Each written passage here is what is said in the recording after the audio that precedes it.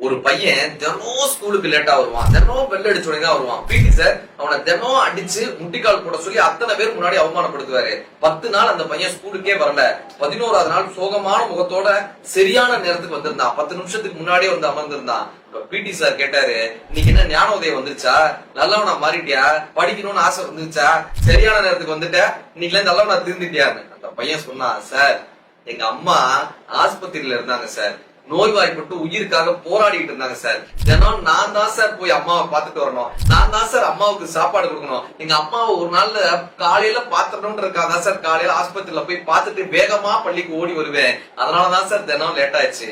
இப்ப எங்க அம்மா இறந்துட்டாங்க சார், அம்மா இறந்து போயிட்டாங்க. அதனாலதான் சார் 10 நாள் நான் ஸ்கூலுக்கே வரல.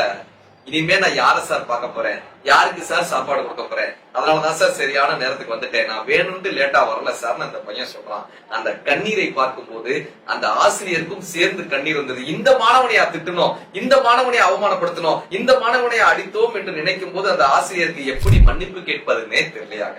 சிலரை திட்டுவதற்கு முன்னால், சிலரிடம் கோவப்படுவதற்கு முன்னால் அவர்கள் வாழ்க்கை என்ன, அவர்கள் நிலை என்ன என்று தெரிந்து கொள்வது நல்லது.